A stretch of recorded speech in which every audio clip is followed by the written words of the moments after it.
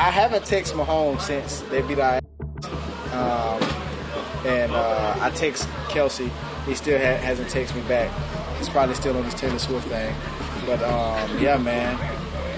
Those guys are too famous for me now, I guess. The scriptwriters could not have scripted the NFL wildcard weekend better than they already have. And probably the very first game out of all of these games that have a tremendous backstory to it is the Kansas City Chiefs versus the Miami Dolphins. So before we get to the content, make sure you drop like, subscribe, and turn on our notifications to help the channel grow. Now that we get all that out of the way, break!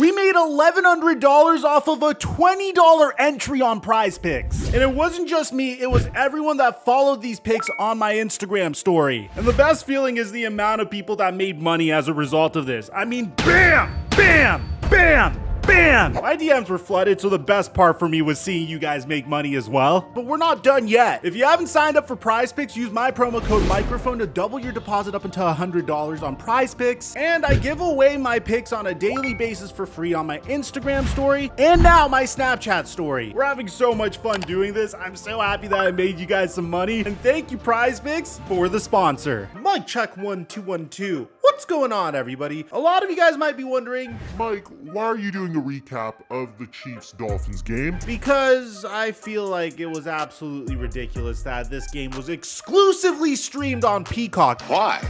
Because fuck them, that's why. It's almost as if the NFL doesn't make enough money. It's almost as if NBC doesn't make enough money. On top of that, they need to squeeze us to subscribe to a service that I probably wouldn't have subscribed to otherwise. And before you guys roast me for not being subscribed to Peacock, I've already seen The Office like 1 billion times.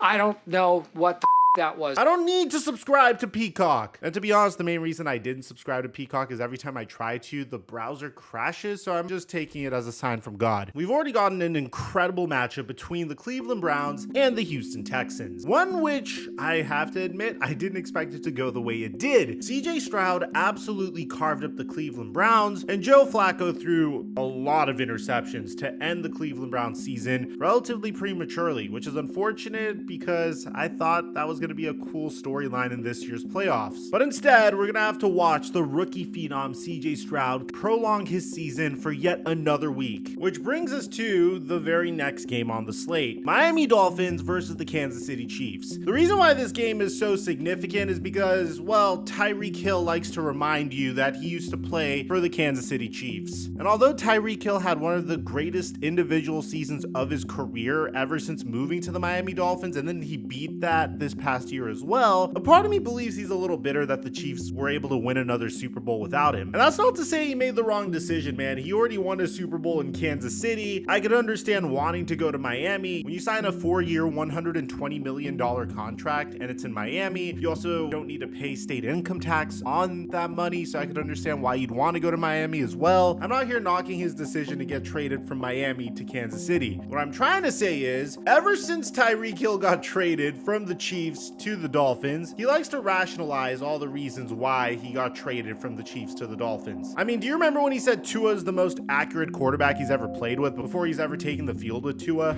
As far as accuracy wise, I'm going with Tua all day. So which one would you rather have? The deep ball where you got to scramble around the field to try to go find it? Or do you want that accuracy to hit you right in the bread basket on the run? I want it to hit me right in the bread basket, just like I did in the Buffalo Bills game, and take it 70. And the rest is history. And again, this is not a shot at anybody. Right.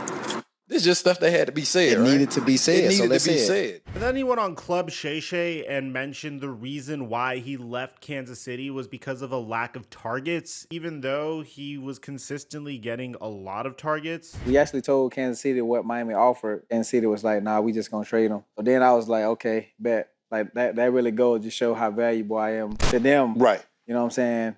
Opposing to how valuable I could be to Miami. So Correct. I was like, just sign the deal. Let's get it done. I mean, saying that you didn't feel valued on the Kansas City Chiefs is wild. At the end of the day, I think it was 100% a money thing, and I don't think there's anything wrong with that. Tyreek Hill has had an incredible career, but of course, that adds a little extra to this rivalry. The one good thing Tyreek Hill has said about the Kansas City Chiefs was when he was asked this what-if scenario about doing whatever it takes to win one more Super Bowl. Would you get handcuffed to Jackson Mahomes? Oh, no way. Hear me out. Wait, you didn't even let me Yeah. finish my sentence. You said they're handcuffed to Jackson For Mahomes. 24 hours to win another Super Bowl.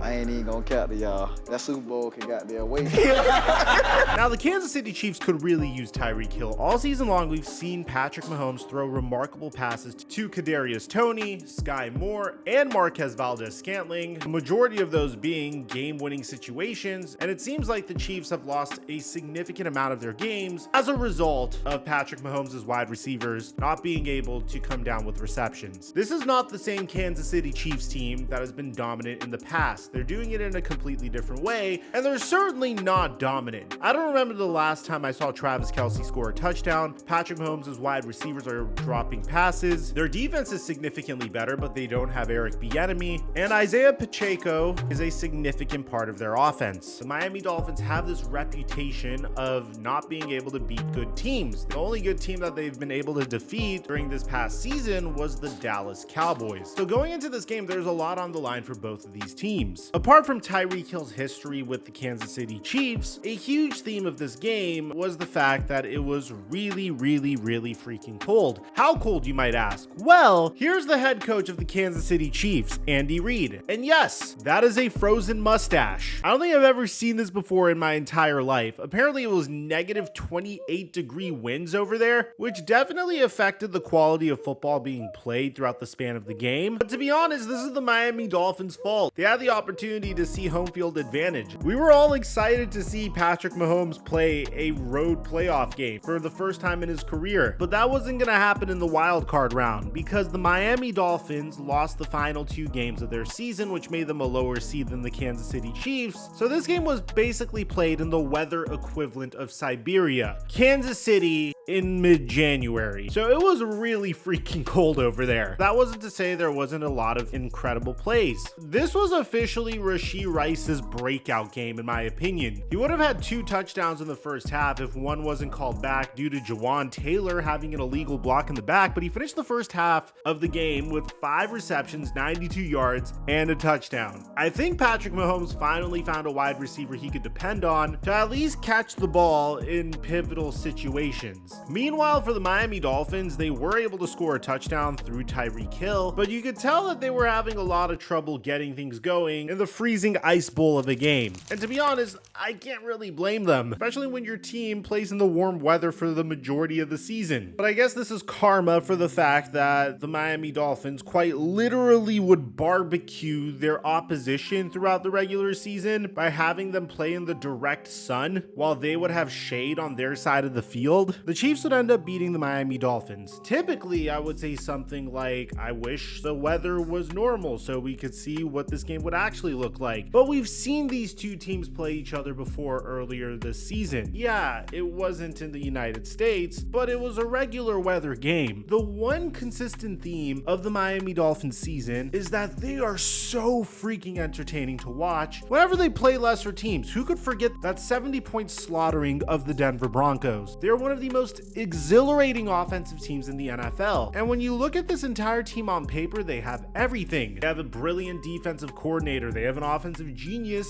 as their head coach. They have the second best wide receiver in the NFL, behind CeeDee Lamb, of course. They have an efficient quarterback, and when fully healthy, their defense is filled with plenty of stars like Xavier Howard, Javon Holland, Jalen Ramsey. But unfortunately, Miami was a little shorthanded. Now, if Miami did have Jalen Phillips, Javon Holland, and Xavier Howard, would it have made much of a difference? I'm not necessarily sure, because I feel like a huge reason why this game wasn't won was partially especially because of Tua's performance. I mean, it seemed like he was contained completely by the Kansas City Chiefs defense. He didn't seem aggressive out there at all whatsoever, and this is the playoffs. Now, I don't want to sit here and tell you that Tua is a terrible quarterback, but there are moments where I just would have liked to see significantly more from Tua. Now, you could also say he wasn't performing as well because of the bad weather, but it's not like he put up a great performance versus the Buffalo Bills either last week. I think the biggest problem that I have with the Miami Dolphins is I don't know how to fix this team, because going into this season, I thought that they were definitely one of the locks to make it into the AFC Championship at the minimum. But it seems like their reputation of being one of those teams that is phenomenal against lesser teams but can't beat good competitive teams held true. And you can't really blame the refereeing in this game either, because it's not like the refereeing was really skewed to one side or the other. Yeah, you can make an argument that there was a BS roughing the passer call that resulted in the Isaiah Pacheco touchdown to put the Kansas City Chiefs up by 19 points in the beginning of the fourth quarter. But at the same time, on the play before, they called an intentional grounding on Patrick Mahomes that you could make an argument was it the most necessary intentional grounding. Then earlier on in the game, they didn't call this a pass interference or a defensive hold on the Dolphins when he clearly was holding Mecole Hardman. So I don't think it's necessary to say that the refereeing was egregiously bad. But let me know in the comment section down below. If you're a Dolphins fan, I'm sorry that this is how your season had to end. I would have liked to see a more competitive game myself. Aside from that, I'm your boy Mike, and I'm dropping our mic until our next upload.